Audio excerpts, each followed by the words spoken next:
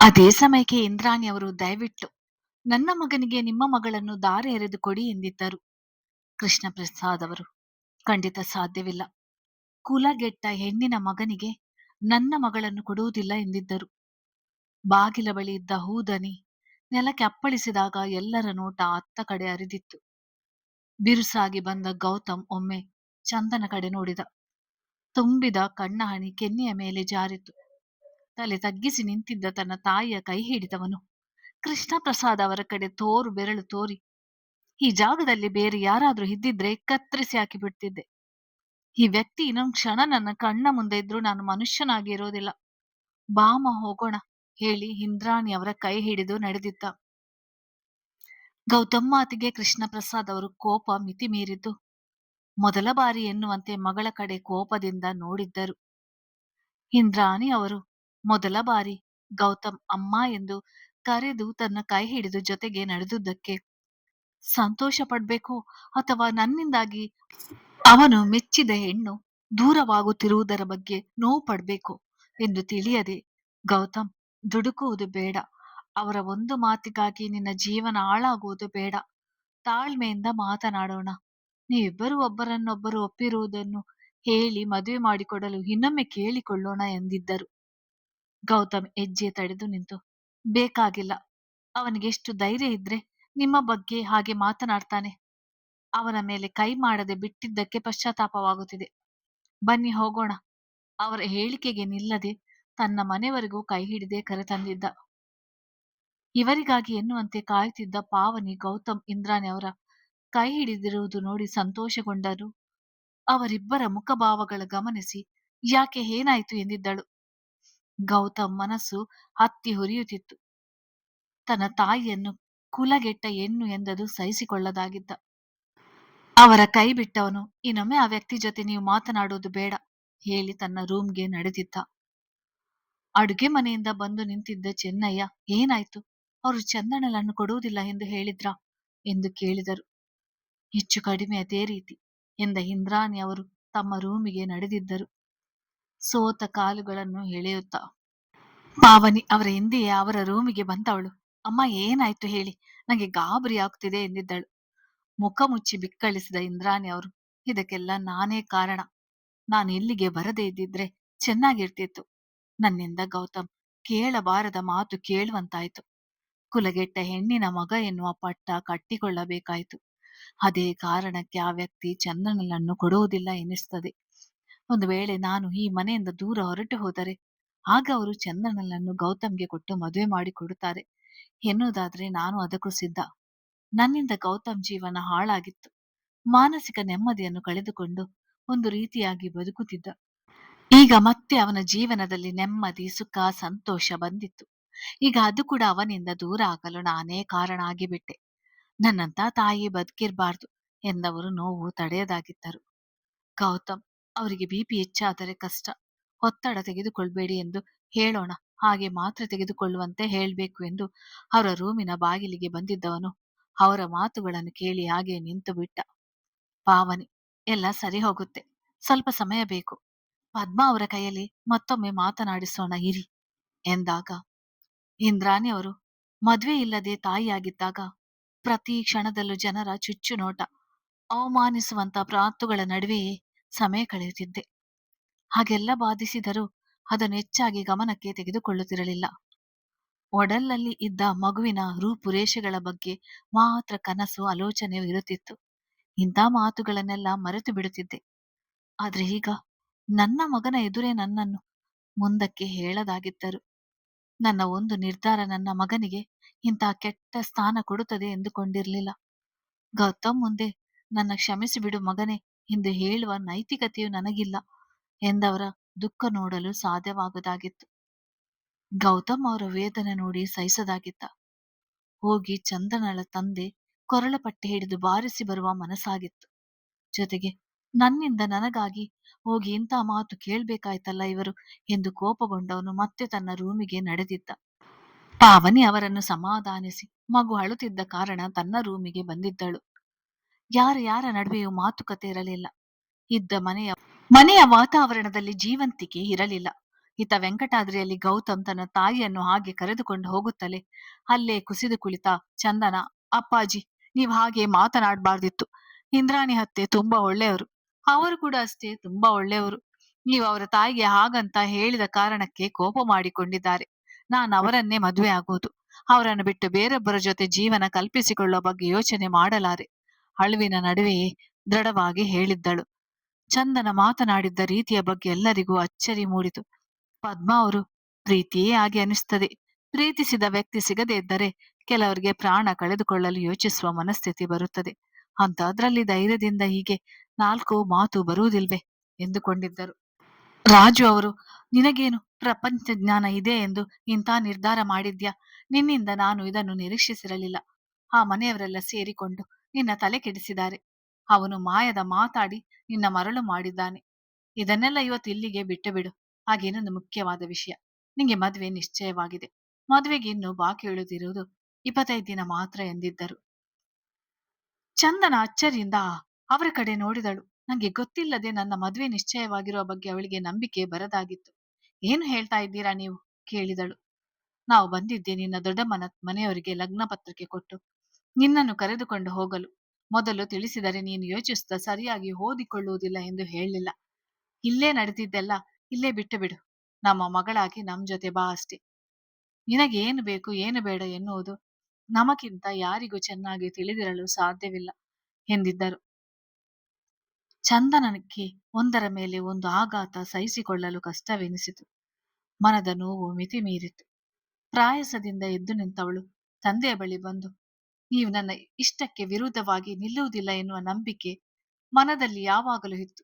ಹಾಗಾಗಿ ನಾನು ಅವರಿಗೆ ನಿಮ್ಮನ್ನೇ ಮದುವೆ ಆಗುತ್ತೇನೆ ಎಂದು ಮಾತು ಕೊಟ್ಟಿದ್ದೇನೆ. ಅವರು ಇಲ್ಲದ ಒಂದು ಕ್ಷಣದ ಬಗ್ಗೆ ಕೂಡ ಯೋಚಿಸಿದರೂ ಉಸಿರಾಡಲು ಆಗುವುದಿಲ್ಲ. ಅಂತಹದ್ರಲ್ಲಿ ಅವರನ್ನು ಬಿಟ್ಟು ಇನ್ನೊಬ್ಬ ವ್ಯಕ್ತಿಯ ಜೊತೆ ಹೇಗೆ ಜೀವನ ಹಂಚಿಕೊಳ್ಳಲಿ? ನಿಮ್ಮ ಕೈ ಮುಗಿದು ಕೇಳುತ್ತೇನೆ. ನನಗೆ ಅವರ ಜೊತೆ ಬದುಕಲು ಅವಕಾಶ ಕೊಡಿ ಎಂದು ಬೇಡುವಂತೆ ಹೇಳಿ ಅವರ ಕಾಲ ಬಳಿ ಕುಸಿದು ಕುಳಿತಿದ್ದಳು. ಕೃಷ್ಣ ಪ್ರಸಾದ್ ಅವರು ಮಗಳ ಈ ಸ್ಥಿತಿಯಲ್ಲಿ ನೋಡದಾಗಿದ್ದರು. ಬುದ್ಧಿ ತಿಳಿದಾಗನಿಂದ ಅವಳಾಗಿ ಅವಳು ಏನನ್ನು ಇದುವರೆಗೂ ಕೇಳಿರಲಿಲ್ಲ. ಮೊದಲ ಬಾರಿ ಕೇಳುತ್ತಿದ್ದಾಳೆ ಎನಿಸಿದರು. ಯೋಗ್ಯವಲ್ಲದನ್ನು ಕೇಳುತ್ತಿದ್ದಾಳೆ. ತಿಳಿವಳಿಕೆ ಇರುವ ನಾವು ಅವಳನ್ನು ಸರಿದಾರಿಗೆ ತರಬೇಕು ಎಂದುಕೊಂಡವರು. ನಿನಗೇನು ತಿಳಿಯುವುದಿಲ್ಲ, ಹೋಗಿ ಬಟ್ಟೆ ಪ್ಯಾಕ್ ಮಾಡಿಕೊ, ಬೆಳಿಗ್ಗೆ ಹೊರಡುತ್ತಿದ್ದೇವೆ ಎಂದಿದ್ದರು.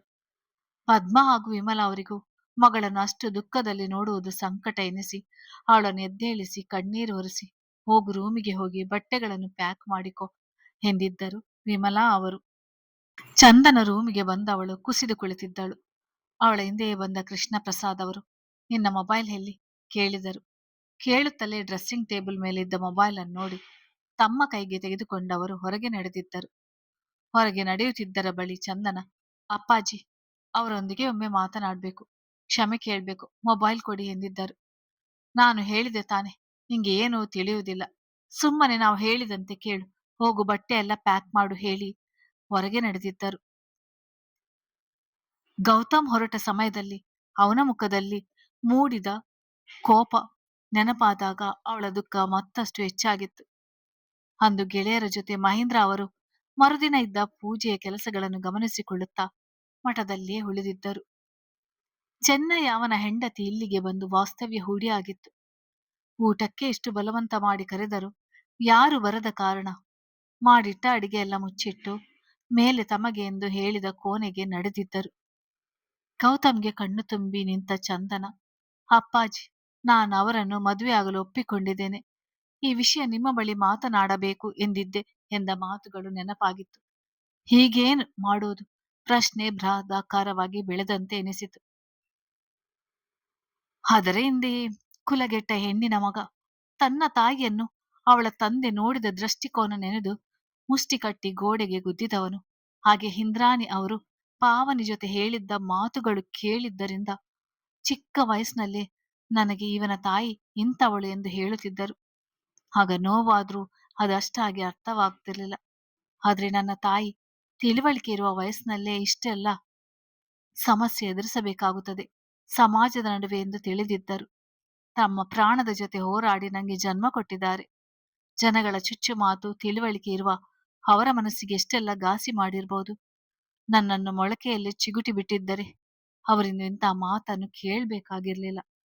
ಆ ದಿನಗಳಲ್ಲಿ ಅಷ್ಟು ನೋವನ್ನು ಅನುಭವಿಸಬೇಕಾಗಿರಲಿಲ್ಲ ಎಂದುಕೊಂಡವನು ಸೀದಾ ಅವರ ಕೋಣೆಗೆ ಬಂದಿದ್ದ.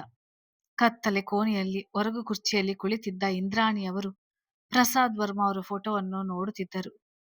ಕಾಲಿನ ಮೇಲಿನ ಮೃದು ಸ್ಪರ್ಶದ ಅನುಭವವಾದಾಗ ತಲೆ ತಗ್ಗಿಸಿ ನೋಡಿದವರು, ಗೌತಮ್, ನೀನು ಇಲ್ಲಿಗೆ ಯಾಕೆ ಕೇಳಿದರು. ಅವರ ರೂಮಿಗೆ ಬಂದಿದ್ದ ಗೌತಮ್ ನೇರ ಅವರ ಕಾಲಿನ ಬಳಿ ಕುಳಿತು 2 ಕೈಯಲ್ಲೂ ಅವರ ಕಾಲು ಮುಟ್ಟಿದ. ಮಾತನಾಡಿಸಿದರು. ಹಾಗೇ ಕುಳಿತವನನ್ನು ನೋಡಿ ತಲೆ ನೆವರಿಸಿ, ಯಾಕೆ ಗೌತಮ್, ಏನಾಯ್ತು? ನನ್ನ ಮೇಲೆ ಬೇಜಾರ ಕೇಳಿದರು. ಅಮ್ಮ, ನನ್ನ ಕ್ಷಮಿಸಿ. ನಿಮ್ಮ ಬಳಿ ತುಂಬಾ ನಿಷ್ಠುರವಾಗಿ ಕೆಟ್ಟದಾಗಿ ನಡೆದುಕೊಂಡು ಬಿಟ್ಟೆ. ನನಗೆ ಜನ್ಮ ಕೊಡುವ ಸಲುವಾಗಿ ನೀವು ಪಟ್ಟ ಮಾನಸಿಕ ಹಿಂಸೆ, ನೋವುಗಳ ಮುಂದೆ ನಾನು ಬೆಳೆದ ರೀತಿ ದೊಡ್ಡದಲ್ಲ. ಅಂದು ನಿಮ್ಮ ಡ್ಯಾಡಿಯ ಮನಸ್ಥಿತಿ ಹೇಗಿತ್ತು, ಇದರಲ್ಲಿ ಯಾರದು ಸರಿ ತಪ್ಪು ಎಂದು ನನಗೆ ಗೊತ್ತಿಲ್ಲ. ನನಗೆ ಜನ್ಮ ನೀಡಿದ್ದೀರಾ, ಇದು ಮಾತ್ರ ನನಗೆ ಮುಖ್ಯ. ಇನ್ನು ಮುಂದೆ ನಿಮ್ಮ ಎಲ್ಲಾ ಜವಾಬ್ದಾರಿ, ನೋವು, ನಲಿವು ನನಗೆ ಸೇರಿದ್ದು. ನಿಮ್ಮನ್ನು ಚೆನ್ನಾಗಿ ನೋಡ್ಕೊಳ್ತೀನಿ. ಆಗಲೇ ಪಾವನಿಗೆ ಹೇಳಿದ ಹಾಗೆ ನನ್ನನ್ನು ಬಿಟ್ಟು ಹೋಗುವ ನಿರ್ಧಾರ ಮಾಡಬೇಡಿ. ಹೇಳಿದವನ ಕಣ್ಣಿನಿಂದ ಹನಿ ಜಾರಿತು. ಇಂದ್ರಾಣಿ ಅವರ ವಾತ್ಸಲ್ಯ ಮಮತೆ ಮಿತಿ ಮೀರಿತ್ತು. ಮಗನ ತಲೆಯನ್ನು ತಮ್ಮತ್ತ ಸೆಳೆದಾಗ ನೇರ ಅವರ ಮಡಿಲಲ್ಲಿ ತಲೆ ಇಟ್ಟಿದ್ದ. ಇಬ್ಬರದು ಎಷ್ಟೋ ದಿನದ ಕನಸು ಎನ್ನುವಂತೆ ಇತ್ತು. ಈ ಸನ್ನಿವೇಶ, ಸಂದರ್ಭ, ಮಾತುಗಳ ಅವಶ್ಯಕತೆ ಇರಲಿಲ್ಲ. ಗೌತಮ್ ಅವರ ಒಂದು ಕೈ ಹಿಡಿದಿದ್ದರೆ ಇಂದ್ರಾಣಿ ಅವರ ಮತ್ತೊಂದು ಕೈ ಅವನ ತಲೆಗೂದಲಲ್ಲಿ ಆಡುತ್ತಿತ್ತು. ಇಬ್ಬರ ಮನಸ್ಥಿತಿಯೇ ಒಂದು ಸಮಾಧಾನಕರ ಹಂತಕ್ಕೆ ಬಂದಾಗ ಇಂದ್ರಾಣಿ ಅವರು, ಗೌತಮ್, ಇನ್ನೊಮ್ಮೆ ನಾಳೆ ಚಂದನ ತಂದೆ ತಾಯಿ ಬಳಿ ಮಾತನಾಡ್ತೀನಿ. ನೀನು ದುಡುಕ್ಬೇಡ. ನಂಗೆ ನಿನ್ನ ಸಂತೋಷಕ್ಕಿಂತ ನಂಗೆ ಅಂದ ಮಾತು ಮುಖ್ಯವಲ್ಲ ಎಂದಿದ್ದರು. ಗೌತಮ್ ಅವರ ಕೈ ಮತ್ತಷ್ಟು ಬಿಗಿಯಾಗಿ ಹಿಡಿದವನು, ನೀವು ಮಾತ್ರ ಆ ವ್ಯಕ್ತಿ ಮುಂದೆ ಮತ್ತೆ ಹೋಗಬಾರ್ದು. ಇದು ನನ್ನ ಕಡೆಯ ಮಾತು ಹೇಳಿ ಎದ್ದು ನಡೆದಿದ್ದ. ತನ್ನ ರೂಮ್ಗೆ ಬಂದವನಿಗೆ ಚಂದನಳ ನೆನಪು ಬಹಳವಾಗಿ ಕಾಡಿತು. ರೂಮಿನ ಪ್ರತಿಯೊಂದು ಸ್ಥಳದಲ್ಲೂ ಅವಳು ನಿಂತು ಓಡಾಡಿ ಕುಳಿತಿದ್ದ ಕ್ಷಣಗಳೆಲ್ಲ ಕಣ್ಮುಂದೆ ಮೂಡಿ ಬಂದಿದ್ದವು. ಮೊದಲ ಬಾರಿ ಮನಸ್ಸಿನ ನೋವಿನ ಅರಿವಾಗಿತ್ತು. ಅದನ್ನು ಮೆಟ್ಟಿ ನಿಲ್ಲಲಾರದೆ ಯೋಚಿಸುತ್ತಾ ಉಳಿದ. ಊರಿಗೆ ಹೊರಡಲು ಎಲ್ಲಾ ತಯಾರಾಗಿತ್ತು. ಪದ್ಮ ಅವರು ರಾತ್ರಿಯಿಂದ ರಾಜು ಅವರ ಬಳಿ ಮಾತನಾಡಿ ಸಾಕಾಗಿದ್ದರು. ಅವರ ಯಾವ ಮಾತಿಗೂ ರಾಜು ಅವರು ಪ್ರತಿಸ್ಪಂದಿಸಿರಲಿಲ್ಲ. ಅವರು ಕೇಳಿದ್ದ ವಿಷಯ ಅವರನ್ನು ಯೋಚಿಸದಂತೆ ಮಾಡಿತ್ತು. ಚಂದನಳನ್ನು ಕಳಿಸಿಕೊಡಲು ಮಡದಿಯ ಜೊತೆ ಅವರು ಕೂಡ ಮೌನವಾಗಿಯೇ ಬಂದು ನಿಂತರು. ಚಂದನ ತನ್ನ ದೊಡ್ಡಪ್ಪನ ಕಾಲು ಮುಟ್ಟಿ ನಮಸ್ಕರಿಸಿದವಳು ಕಾರಿನ ಬಳಿ ಬರುತ್ತಲೇ, ಅಪ್ಪಾಜಿ, 1 ನಿಮಿಷ ಬರ್ತೀನಿ ಹೇಳಿ ದೀಪಾಂಜಲಿ ಕಡೆಗೆ ಓಡಿದಳು. ಯಾರ ಕೂಗಿಗೂ ನಿಲ್ಲದವಳಂತೆ. ಮಹೇಂದ್ರ ಅವರು ಸ್ನಾನ ಮಾಡಿ ಹೋಗಲು ಮನೆಗೆ ಬೆಳಿಗ್ಗೆ ಬಂದಿದ್ದರು. ಹಾಗೆ ಮನೆಯಲ್ಲಿ ಲವಲವಿಕೆ ಇಲ್ಲದೇ ಇದ್ದರು. ಎಲ್ಲರೂ ಆ ಕ್ಷಣ ಹಾಲ್ನಲ್ಲಿ ಸೇರಿದ್ದರು. ಬಂದ ಚಂದನಳನ್ನು ನೋಡಿ ಪಾವನಿ, ಅಣ್ಣ ಅಣ್ಣ, ಚಂದನ ಬಂದಿದ್ದಾಳೆ ಬಾ ಎಂದು ಜೋರಾಗಿ ಕೂಗಿದಳು. ಒಂದೇ ಉಸಿರಿಗೆ ರೂಮಿನಿಂದ ಹೊರಗೆ ಬಂದು ನಿಂತ ಗೌತಮ್ ತನ್ನ ಮನೆಗೆ ಬಂದು ನಿಂತಿದ್ದವಳ ನೋಡಿದ್ದ. ಒಂದೇ ರಾತ್ರಿಗೆ ಪೂರ ಸೊರಗಿ ಹೋಗಿದ್ದಾಳೆ ಅನಿಸಿತು. ರಾತ್ರಿ ಪೂರ ಅಳುತ್ತಿದ್ದಳು ಎನ್ನುವುದಕ್ಕೆ ಅವಳ ಕೆಂಪೆತ್ತಿದ ಕಣ್ಣುಗಳು ಸಾಕ್ಷಿಯಾಗಿದ್ದವು. ಹಾಗೆ ನೋಡುತ್ತಾ ನಿಂತವಳ ನೋಡಿ ಜ್ವರ ಬಂದಿದೆಯಾ ಕೇಳಿದ್ದ. ಚಂದನ್ ಅವನನ್ನೇ ನೋಡುತ್ತಾ ನಿಂತಿದ್ದವಳು ಅವನಾಗೆ ಹೇಳಿದ್ದೆ ತಡ. ಒಂದೇ ಉಸಿರಿಗೆ ಓಡಿ ಬಂದು ಅವನನ್ನು ತಬ್ಬಿದಳು. ಆ ದೃಶ್ಯ ನೋಡಿ ಎಲ್ಲರಿಗೂ ನೋವು, ಬೇಸರ ಒಟ್ಟಿಗಾದ್ರೆ ಅಲ್ಲೇ ಇದ್ದ ಮಹೇಂದ್ರ ಅವರಿಗೆ ಪರಮ ಆಶ್ಚರ್ಯವಾಗಿತ್ತು. ಏನಾಗುತ್ತಿದೆ ಇಲ್ಲಿ ಎಂದು. ಆದ್ರೆ ತನಗೆ ಆದ ಆಶ್ಚರ್ಯ ಯಾರಿಗೂ ಆಗುತ್ತಿಲ್ಲ. ಎಲ್ಲರೂ ಸಹಜವಾಗಿ ನೋಡುತ್ತಿದ್ದಾರೆ ಎಂದುಕೊಂಡಿದ್ದರು. ಮತ್ತೊಮ್ಮೆ ತಾವು ನೋಡುತ್ತಿರುವುದು ಸತ್ಯವೇ ಎನ್ನುವಂತೆ ಇಬ್ಬರನ್ನು ಗಮನಿಸಿ ನೋಡಿದ್ದರು. ಗೌತಮ್ ರಾತ್ರಿಯಿಂದ ಸರ್ವಸ್ವವನ್ನು ಕಳೆದುಕೊಂಡವನಂತೆ ಸಂಕಟ ಪಡುತ್ತಿದ್ದವನು. ಅವಳು ತಬ್ಬುತ್ತಲೇ ಅವಳನ್ನು ಬಳಸಿ ತಲೆ ನೆವರಿಸಿ ಹಣೆಗೆ ಮುತ್ತು ಕೊಟ್ಟವನು ಮತ್ತೆ ಬಿಟ್ಟು ಕೊಡಲಾರದಂತೆ ತಬ್ಬಿದ. ಕೃಷ್ಣ ಅವರ ಕೋಪ ಮಿತಿ ಮೀರಿದ್ದು. ನನ್ನ ಮಗಳಿಗೆ ಮಂಕುಬೂದಿ ಎರಚಿದ್ದಾನೆ. ಈಗಲೇ ಹೋಗಿ ಅವನ ಕೈಕಾಲು ಮುರಿದು ನನ್ನ ಮಗಳನ್ನು ಕರೆದುಕೊಂಡು ಬರುತ್ತೇನೆ ಎಂದು ನಡೆದವರನ್ನು ತಡೆದ ಪದ್ಮ ಅವರು, ಮುಂದೆ ಆಗುವ ಅನಾಹುತ ತಪ್ಪಿಸುವ ಸಲುವಾಗಿ ನಾನೇ ಹೋಗಿ ಕರೆತರುತ್ತೇನೆ. ಆ ಮನೆಯವರೆಲ್ಲ ಚಂದನಗೆ ತುಂಬಾ ಆತ್ಮೀಯರಾಗಿದ್ದಾರೆ. ಅವರಿಗೆ ತಿಳಿಸಿ ಬರಲು ಹೋಗಿರ್ಬೋದು ಎಂದು ಅವರನ್ನು ತಡೆದು ತಾವೇ ದೀಪಾಂಜಲಿ ಕಡೆಗೆ ಬಂದಿದ್ದರು. ಗೌತಮ್ ಅವಳ ಅಳುವನ್ನು ನೋಡಲಾರದೆ, ಯಾಕೆ ಏನಾಯಿತು ಗೊತ್ತಿದ್ದರು ಏನು ಹೇಳ್ಬೇಕು ಆ ಕ್ಷಣ ಎಂದು ತಿಳಿಯದೆ ಕೇಳಿದ್ದ. ಚಂದನ ತಲೆ ಎತ್ತಿ ಅವನತ್ತ ನೇರವಾಗಿ ನೋಡಿದ್ದವಳು. ಹೀಗೆಲ್ಲ ಆಗ್ತದೆ ಎಂದು ಅಂದುಕೊಂಡಿರಲಿಲ್ಲ. ಕಲ್ಪಿಸಿಕೊಳ್ಳಲು ಆಗದ ಸನ್ನಿವೇಶ. ಸಹಿಸುವ ಶಕ್ತಿ ಇಲ್ಲ ಎನ್ನುತ್ತಿದ್ದಂತೆ ಬಂದಿದ್ದ ಪದ್ಮಾ ಅವರು. ಚಂದು, ನಿನ್ನ ಅಪ್ಪ ಕರಿತಾ ಇದ್ದಾರೆ. ಬರುವುದು ತಡವಾದ್ರೆ ಅವರೇ ಇಲ್ಲಿಗೆ ಬರ್ತಾರೆ. ಸುಮ್ನೆ ಬೇಡದ ಸನ್ನಿವೇಶ ಸೃಷ್ಟಿಯಾಗುತ್ತದೆ. ಬೇಗ ಬಾ ಎಂದಿದ್ದರು. ಚಂದನ, ಒಂದ್ ನಿಮಿಷ ಬರ್ತೀನಿ ದೊಡ್ಡಮ್ಮ ಎಂದವಳು ಮತ್ತೆ ಅವನತ್ತ ತಿರುಗಿದಳು. ಅವಳ ಮನದ ವೇದನೆ ಅವಳ ಕಣ್ಣುಗಳೇ ನಿವೇದಿಸಿದ್ದವು. ಅವನಿಂದ ಚೂರು ಸರಿದು ನಿಂತವಳು. ದೇಹದಲ್ಲಿ ಪ್ರಾಣ ಬೆರೆತಿರುವ ಹಾಗೆ ನೀವು ನನಗೆ ನಂಬಿಕೆ ಇದೆ. ಉಸಿರಿರುವ ಕೊನೆ ಕ್ಷಣದವರೆಗೂ ಕಾಯ್ತಲೇ ಇರ್ತೀನಿ. ಅವಳ ನೋವು ನೋಡಲಾಗದೆ ಪದ್ಮ ಅವರು ಚಂದು ಕಾಯ್ತಾ ಇದ್ದಾರೆ ಎಂದಾಗ ಎಲ್ಲರತ್ತ ಒಮ್ಮೆ ನೋಡಿ ಮಾತನಾಡಲಾರದ ಸ್ಥಿತಿಯಲ್ಲಿ ಇದ್ದವಳು ಮುಖಭಾವದಲ್ಲಿ ಹೋಗಿ ಬರುವುದಾಗಿ ತಿಳಿಸುತ್ತಾ ಮಹೇಂದ್ರ ಅವರು, ಇಂದ್ರಾಣಿ, ಚಿನ್ನಯ್ಯ ಎಲ್ಲರ ಕಾಲು ಮುಟ್ಟಿ ಆಶೀರ್ವಾದ ಪಡೆದು ಪಾವನಿಯತ್ತ ಬಂದು ಅಪ್ಪಿದವಳು ಮತ್ತೊಮ್ಮೆ ಪದ್ಮ ಅವರು ಚಂದು ಎಂದಾಗ ತಿರುಗಿ ಅವನ ಕಡೆಗೆ ಬಂದು ಎತ್ತಲೋ ನೋಡುತ್ತಾ ದೃಢವಾಗಿ ನಿಂತಿರುವ ಗೌತಮ್ ಕೈ ಹಿಡಿದವಳು. ಅಪ್ಪಾಜಿ ನನ್ನ ಮದುವೆ ನಿಶ್ಚಯ ಮಾಡಿದ್ದಾರೆ. ಕಾಯ್ತಾ ಇರ್ತೀನಿ ನಿಮಗಾಗಿ. ನನ್ನ ಪ್ರಕಾರ ನಂಬಿಕೆ ಅಂದ್ರೆ ನೀವೇ, ಹೇಳಿ ಬಿಕ್ಕಳಿಸಿ ಅಳುತ್ತಲೇ ಪದ್ಮ ಅವರ ಜೊತೆ ನಡೆದಿದ್ದಳು.